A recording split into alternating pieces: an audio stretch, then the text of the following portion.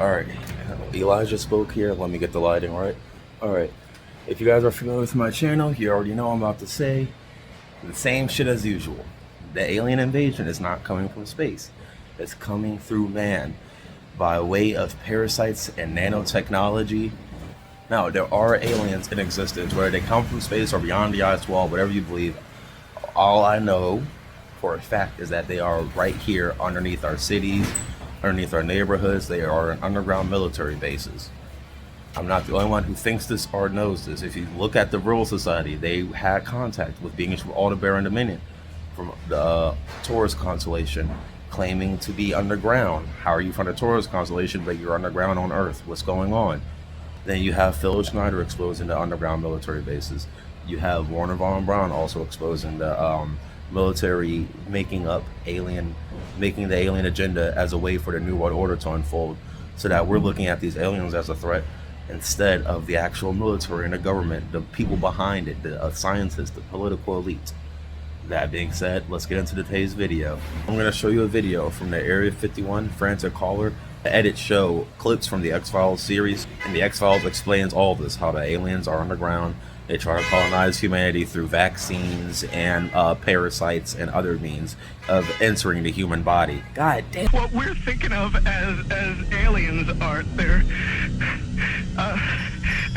extra-dimensional beings that an earlier precursor of the space program made contact with. They are not what they claim to be. They want the major population centers wiped out so that the few that are left will be more easily controllable. Alright, now here's a clip from our New World Order trailer, which sounds crazy to say, I know, but I made a trailer basically. Developing world does not need is more children. I would like to reduce the number of people on the planet. What will seem like an attack on America by terrorists or Russia, driven by a well-oiled, well-armed, and multinational group of elites. First, the Russians were the enemy against whom we're going to build space-based weapons. Then terrorists would be identified, and then we were going to identify third world country crazies. We now call them nations of concern. And the next enemy was asteroids. The last card is the alien card. We're going to have to build space-based weapons against aliens. All of it, he said, is a lie. Outranking world leaders with plans for a new world order. New World Order sends its regards. Alright, so you saw how all that shit connected? The depopulation from the alien agenda, the depopulation from the New World Order agenda. Remember how Eisenhower made treaties with the vril under? So this stuff is nothing on the sun when we talk about aliens already here among us. They're already here. They're already here. Phil Schneider knows about all of this. Phil Schneider was a geologist and an engineer for the government, and he would help create underground military bases. He helped drill out some of these tunnels, and during one of their expeditions, they discovered an alien base. They drilled into an alien base. On the tour with the aliens, he lost 3 fingers. Is he saying the same shit I've been saying? Phil Schneider is talking about how these aliens are underground, already here, present amongst us, and they're already working with the government.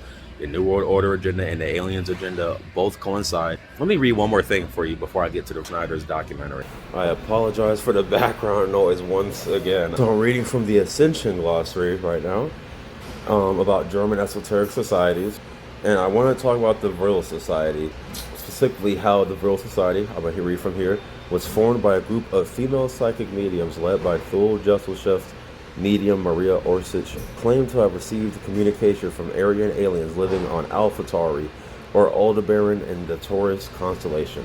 Allegedly, these aliens had visited Earth and settled in Samaria, and the word vril was formed from the ancient Sumerian word vril, light god. The Vril Society merged the political ideals of the Illuminati with Hindu mysticism, theosophy, and Kabbalah. This is the first German nationalist group to use the swastika as a symbol connecting Western and Eastern occultism. Followers of Vril believe they possess secret knowledge which would allow them to alter their race and become equal to a godlike race living in the depths of the earth. The Vril Society presented the idea of a subterranean matriarchal socialist utopia ruled by superior beings who had mastered the mysterious energy called the Vril Force. Now, the moment you've all been waiting for it. This is a brief video. I say brief, but it's like 9 minutes, 10 minutes. And this is part of Philip Schneider's documentary, his lecture, talking about these underground subterranean bases. I'm going to casually mention to you something that's very scary indeed. And tell you what the alien agenda is. And it's going to sound very familiar. The alien agenda is the complete takeover of this planet, the killing off of 5, 6 to 7/8 of the world's population by the year 2029.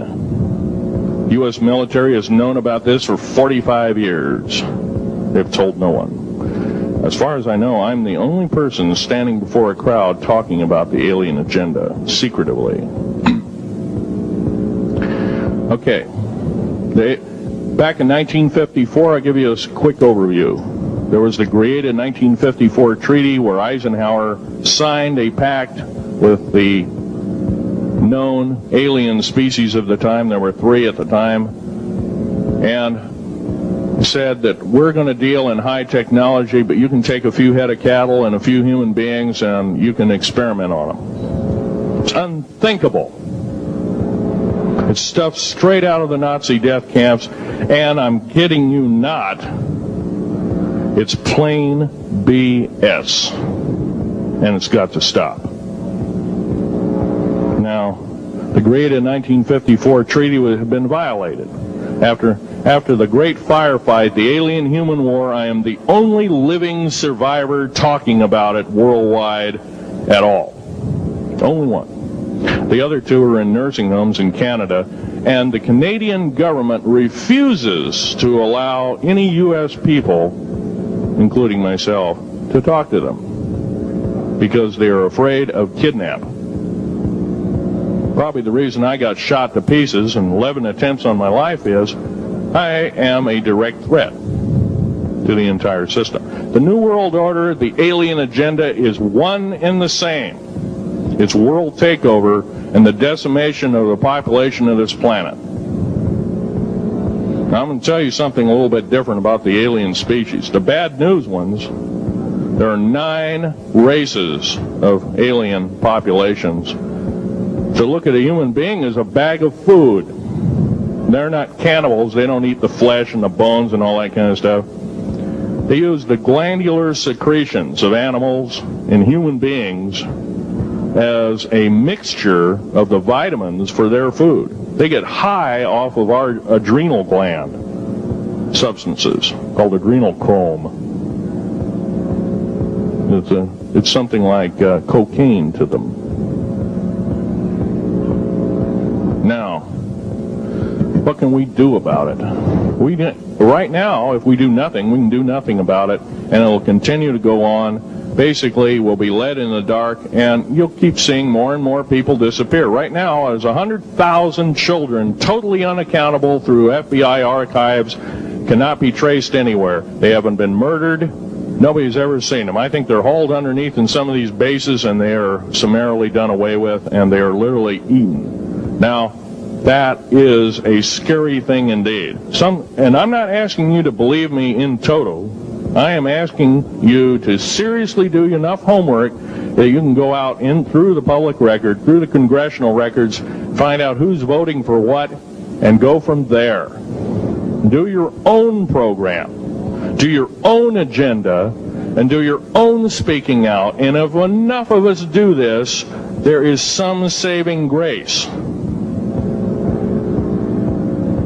However, we don't have a whole heap of time left.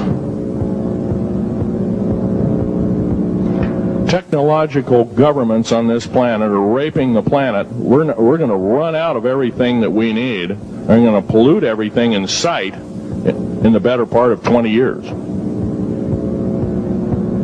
Now, I know you've heard some poppycock stories. Oh, we're going to run out of coal. We're going to run out of gasoline. We're going to run out of this, that, and the other. And 25 and 30 years ago, you heard all this hogwash. Well, don't believe it. Basically, anything you read in a paper, you should take with a grain of salt.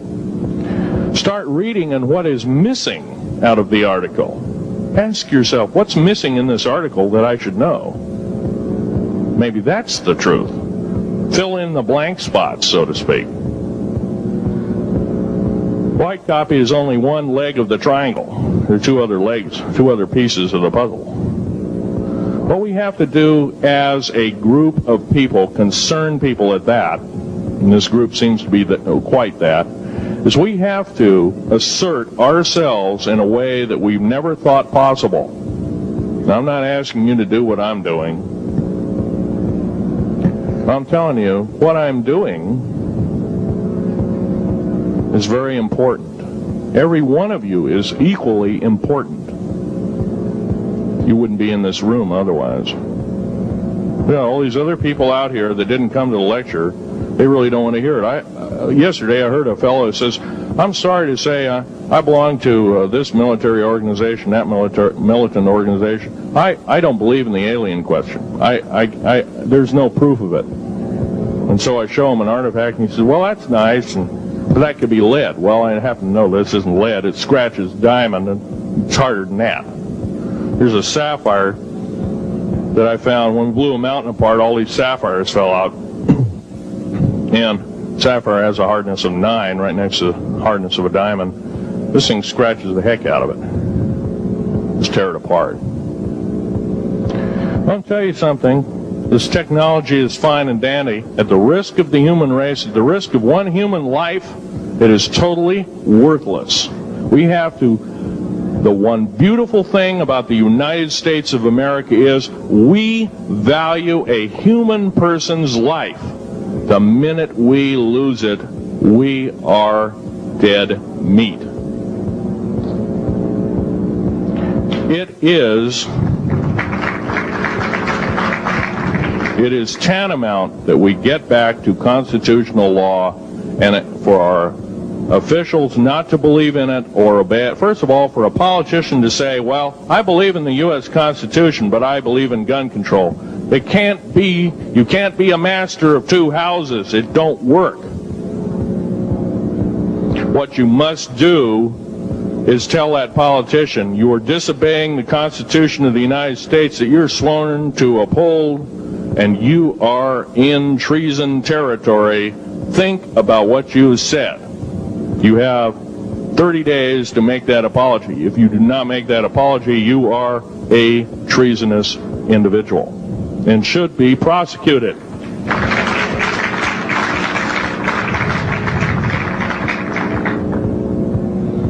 Now, there's a few other things I want to run by you, and they're kind of in rapid-fire order. Area 51 is only one base, one of the 131 bases. Of these 131 bases, I call Area 51 a mega base. It's got more than one base in it. It's Tonopah Test Range, Area 51, S2, S4, Groom Lake, and a host of others. Now, these mega bases are gobbling up our gross national product. Right now we're spending 28% of the gross national product on building underground bases solely. That doesn't count for the defense budget. That doesn't count for the spare parts budget. It doesn't count for any of that at all. And the black budget is dead wrong. It sidesteps the United States Congress and its Constitution of its people and says you're a bunch of morons, you don't need to know. Well, a need-to-know basis is an executive order written during the Eisenhower era right after the Greda 1954 treaty and is treasonous and illegal in this country and should be overturned and abolished.